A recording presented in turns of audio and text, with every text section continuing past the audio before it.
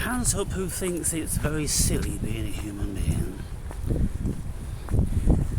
Hands up who thinks it's very silly having this ego for an operating system. Hands up who thinks that there is no truth.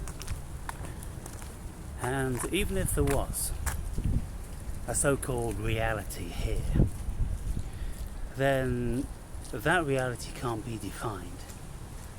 Fundamentally, it can only be hazarded as a guess.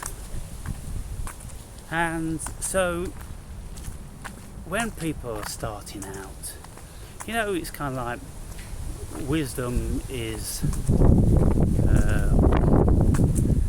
the prerogative of the older person. Because wisdom pertains to experience, and it isn't really correct to say that a young person could have wisdom, really, because it just isn't a thing. Wisdom really does pertain to age, if at all. Now, lots of people can have a lot of experience as young people, but not really what you would constitute as wisdom. But wisdom tells us that having had a whole bunch of experience, there's no point in arguing about anything. There's no point in vehemently stating your claim to anything. There's no point in having biases or fixed opinions or anything which is liable to be presented with opposition or conflict. And of course that's everything outside of your silent subjective experience. And so this is why the wise person doesn't say anything, doesn't get involved, just observes, unless of course they are taking the position of a guru and imparting what they have learnt throughout their lives for whatever reason. Of course, very often a monetary reason. How many people would want to take on that labour and that burden for nothing? It just makes people grow weary. You see, when you look at Krishnamurti, Jiddu Krishnamurti, now he for some reason was blessed with the job to be this kind of like teacher, even though he would always disclaim, I'm not your teacher, I'm not your guru, don't look to me for the answers, I'm just stating things, or I'm just talking and you make up your own opinions about that. And that's basically what I'm saying. I'm not laying any claim to anything, people, and I'm not stating that this is right and that's right. And it doesn't matter how many times I say that I'm often fucking about and I'm just rattling cages and I'm just saying stuff for the sake of saying it, because I can still say it. And I'm rubbing people up the wrong way, supposedly.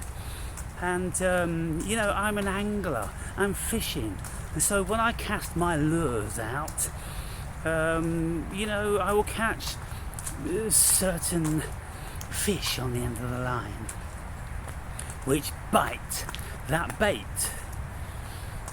And some people, they're like that sort of thing, but not that many really on my channel now.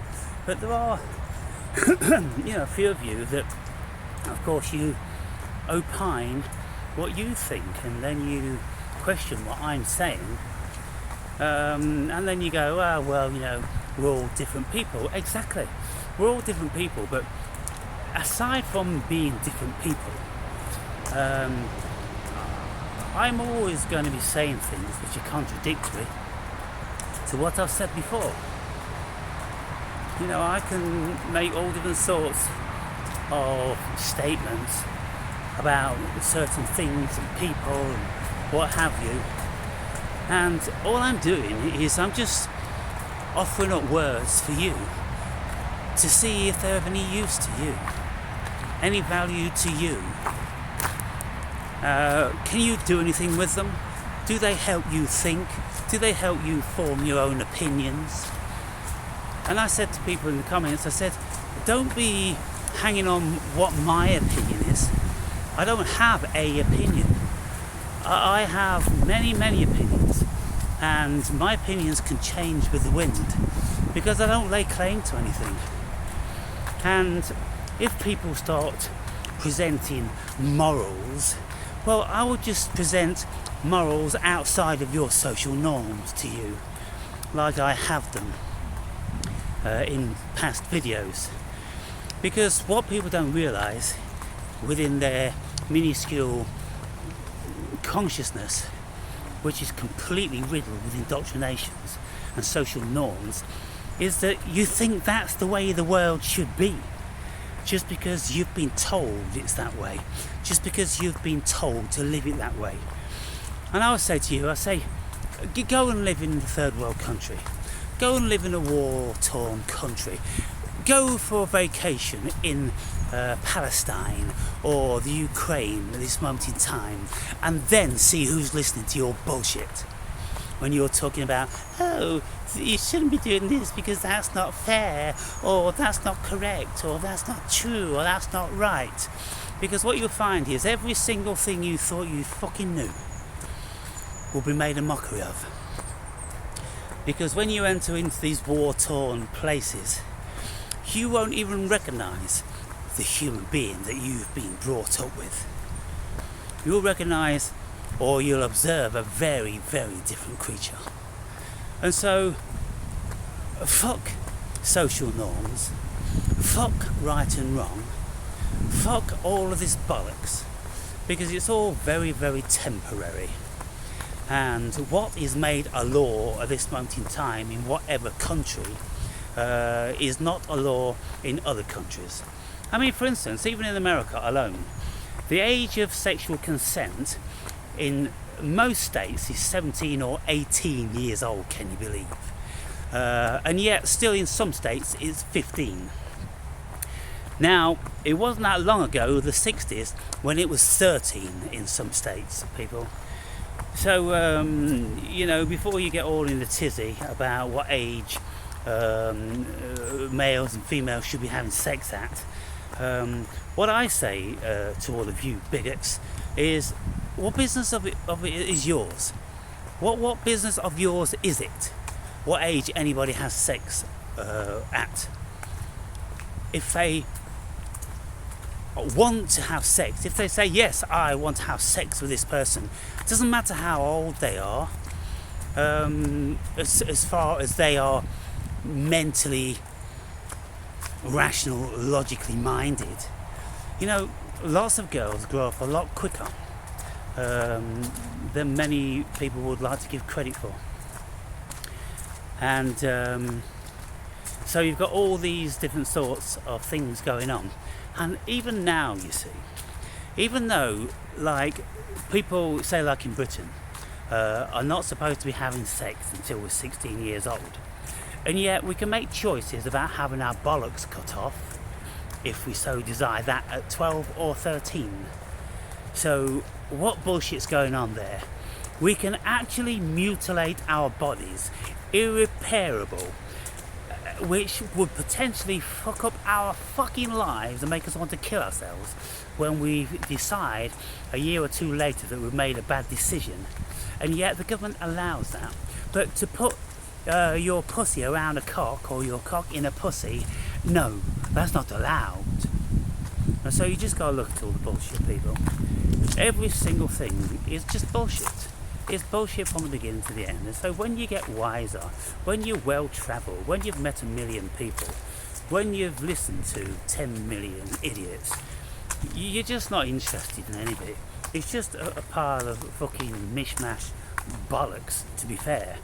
And if we're looking for who's God, what's God, is there a God, what the concept of God is, what the notions of God is, it's just a pile of shit from beginning to end. That's what human beings do. We just talk and think shit. Because, to be fair, there's nothing fucking going on here except shit. And when you look at it rationally, and this is what I say to you many, many times, before you start getting all in a tizzy and the tough about this and that and, oh, you know, politicians and, oh, police and they're doing this and they're doing that, just fucking ask yourself, what really is the reality here? Has anybody ever proven any reality? Or have they just made a bunch of suggestions? And when this thing that we're thinking with can't even be found, no one on the planet, in trillions and trillions and trillions and trillions of humanoids have never found what it is, where it comes from, anything like that. And yet we all forget about that. And we just continue 100% immersed in our silly little programs, which is the ego, which tell you that you're a self and you're this and you're that. You're nothing. The fact of it is, you're nothing. Take all the concepts away, take all the words away, take all the language away, you're nothing. You've got some sort of an existence and you can feel pain, but if you don't know what pain is, if you've not got a concept for pain, then something's going on, but you don't know what. And that's about it. Something's going on here, but we don't know what unless we project words and concepts onto it and create our world, paint our mural. That's all we're doing, people. And in all other countries all over the world, they've painted their own variety and they've projected their own variety onto the fucking blank canvas. And so you can go to cultures, you know, jungle cultures and desert dwelling cultures and, you know, Eskimo cultures. You've got all this stuff going on. Do you think your silly morals are going to have any placement in their lives? They're not, are they? So, you know, just try to be a bit more open-minded. And, you know, I watch a lot of stuff. Why? I suppose it's for my entertainment. And I listen to people, you know, 99% of the people are just repeating stuff. That's all they're doing. You know, they've all jumped on the fucking internet bandwagon and they're just repeating shit. And mostly they're repeating it erroneously. You know, if you've got someone's philosophy, and if this philosopher only ever wrote one book, and this book was 700 pages, and then someone's making a 20-minute or 30-minute video about this philosopher and that philosopher, do you think you're going to learn any fucking thing of any value at all from that? You're not. What are you doing? You are just filling your head filled with shit that cons you into thinking that you know something. Because you go, oh, Schopenhauer, Kant, or fucking Parmenides, yes, I know about, you know, nothing. Nothing. Unless you've studied their works from beginning to end, every single bit of it, for a long, long time, you know nothing. So forget that you do. And don't even pretend that you do, because you just embarrass yourselves. It's just shocking. Everything's shocking. And let me say, I think, yeah, this was Carl Jung. Carl Jung, the psychoanalyst and psychiatrist, he said, having read a lot of philosophy, he said all philosophy is a projection of an individual's illness, mental illness. Because when you look at people, when you look at, you know, Hegel, you look at Kant, you look at Schopenhauer, you look at Socrates, you look at all these different sort of people. They've all grown up in their own particular unique way. They've got their own particular unique way of looking at the world, because they've got their own unique type of brain configuration. They've got their own unique pain and suffering. They've looked at their fellow man in their own unique way, and they've created their own unique philosophy. And so, does it stand to reason that any of those people's philosophies is going to be useful to you if you haven't had their background, if you haven't grown up? Let's have a look. Let's say like Dostoevsky, for instance. Dostoevsky, growing up very close to the Russian Revolution and in all those times, of course, being Russian and, growing up during that period, a whole lot of shit was going on. And so, therefore, he was thinking in a very, very different way than people are today. And when people today read Dostoevsky, they go, "Oh, genius, this bloke, and oh, the wisdom, and this, that, and the other." That's just because he fucking lived a life. He lived a life in very, very powerful times. If your country is torn with war and there's terror, and you very, very quickly learn about a million people's emotional states, and you see what people can do and how they act and under what circumstances, it will turn your mental world inside out. And then if you write a book about that and people read it 200 years later or 100 years later, they'll go, "Oh wow, genius, this bloke."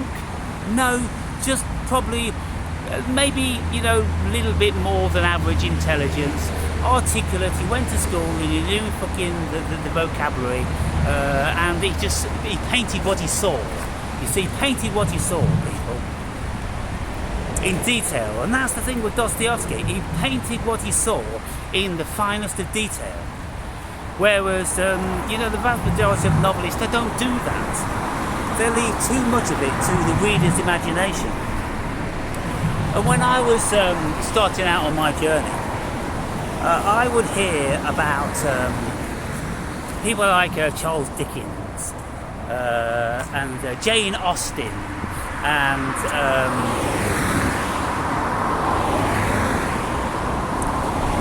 what was the dude that Arthur Conan Doyle, Sherlock Holmes,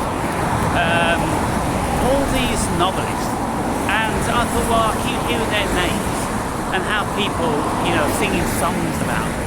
Well, I best read them, make my own mind up. Cuts. And so I did. And, reading Sherlock Holmes today, that stuff, most of it, started right in the period of Jack the Ripper, 1888. And, they'd just invented the fingerprinting technology. And that was a big thing. And people thought, "Ooh, they can find out who's done the crime by people's fingerprints because they're all different." And, oh, it was so amazing. It's not amazing now. We've got CSI. That's a little bit amazing, but not too amazing even today. And so you can see all this stuff. Oh, amazing at the time. 50 years down, it's not amazing anymore. And, Charles Dickens, reading Charles Dickens is like watching fucking paint dry. Very, very nondescript. I laboured through about fucking 5 of his novels and just thought they were bereft of anything meaningful. But then you ask the question, well, why is Charles Dickens so popular? Why does everybody talk about Charles Dickens? Because of the propaganda, people. Because certain publishing companies chose him and published the fucking shit out of him, and so he's become a second fucking name on everyone's fucking tongue. Charles Dickens, Charles Dickens. Charles Dickens is shit. To be quite frank, Charles Dickens is shit. Dostoevsky is brilliant. Dostoevsky is great. Yeah. His stuff still stands the test of time because it's about human psychology. He's dealing with human psychology, and so he was very insightful in that. But there's lots of it. I was reading The Idiot, and The Idiot, he is set in these 1800s, and with that sort of period, horse and carts and shit, and servants, and fucking wigs, and all the regalia they used to dress themselves up and go to balls and all that, in a different world. So the vast majority of some of the books just don't mean anything. It's like watching some period fucking movie. Might be a little bit fun for those people who are interested in it, but if you want something more out of it, like the psychology, then you probably have to dig quite deep. But the last thing any of us want to do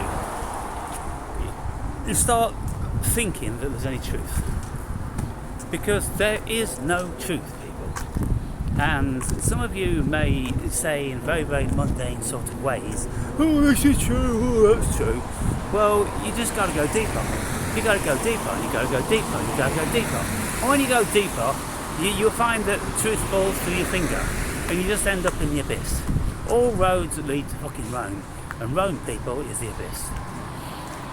And the vast majority of people don't want to go there. That's why they're perfectly happy, like pigs in shit, basking in their ego, in the fiction. Because if you get outside of your fiction, you will be terrified, because you've got absolutely nothing to cling to, save the abyss. When you realise that the human ego is just the operating system of the fiction of human existence, then if you get outside of that into spirituality, into phenomenology, into the supernatural, into quantum physics, into cosmology, into a whole bunch of stuff, you get outside the silly fucking ego, right? Your whole world will just come crashing down. That's why the vast majority of people don't want to do it. And even though they know that quantum physics just down the corridor tells them that physical matter is just an illusion, they still persist with whatever they're doing, biology or chemistry or fucking whatever. But they just don't want to accept that it's all Maya. And why would they? Because if you accept it's all Maya, then it can appear to be pretty well meaningless. People may get depressed about that, but it's not meaningless. It's a beautiful variety of Maya. It's the sort of experience which we make of what we will individually. We don't rely on other people to tell us what this world is, because if we do, then we're going to let them go on the path, because everybody is perceiving the world in their own way. And so all you need to do, and this is a classic example, listen to politics. You listen to politicians and listen to how they are telling you how the world is. Do you believe them? Of course you don't. And so if you listen to lots of other people with channels, you go, oh, I don't believe that, oh, I don't believe that, I don't believe that, oh, he's controlled the opposition, and all this sort of stuff. What I will say is, finally, there's nothing more that is so annoying and just shows people for being absolute turnips, is when they're always calling controlled opposition on somebody. If they don't live up to their expectations of being perfect, saying everything that they want to hear and what they consider is true. Because as soon as somebody like Russell Brand is seen with somebody else, or says this, or people see one of his tattoos, or he wears a shirt with a sigil on it or something like that, controlled opposition, he is. And they don't get to think about, well, how would that work? How would it work? Controlled opposition. That means that the MI5 in Britain, or the global cabal is paying him to say everything that he says, and everything that he says is against the state, and it's against the collectivisation of big business and all that. It's completely against everything that the globalists stand for, and yet Muppets go, he controls opposition. They can't use their fucking heads. Because of his tattoo or something, because he's got 33 on his arm. He's a matron, you know, like that. So the human being, this is why I've got no time for him, because they're stupid on so many levels. Stupid on so many fucking levels. And, you know,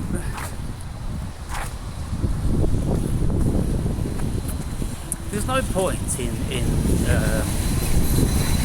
philosophizing really with anybody, because in all my life, all the philosophizing I've done with people is I'm telling people what my philosophy is at the time, or a brand of it, a particular variety of it, you know, theme of the day. I'm just talking and I'm saying to them, what do you think? And then if they don't really think anything about it, which most people don't, because they've not got that far, then they'll come back with something else which is, you know, very different. And you think, well, that's fucked up shit.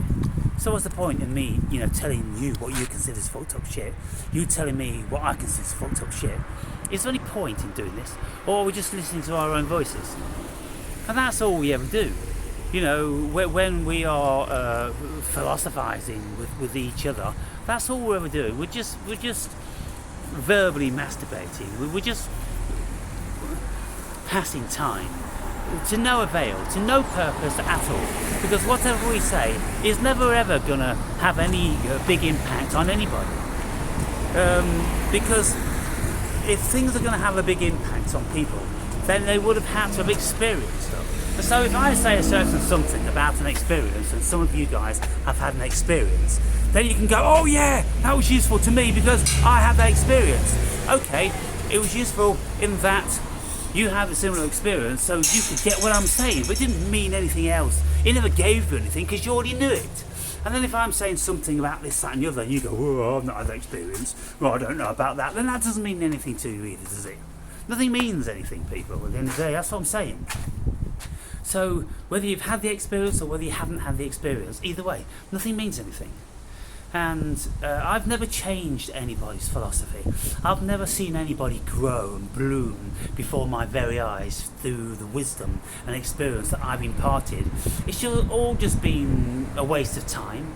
And it's like, if I listen to other people now, what does it mean to me? You know, very fucking little. Just entertainment. You know, I could be playing tennis. I could be playing golf. I don't like tennis or golf. So I'll listen to shit on YouTube in the comfort of my own room, where I can make a cup of tea and have a sandwich whenever I want to. That's my bag. Maybe it's your bag. But what does it mean over and above that? Nothing. Nothing, people.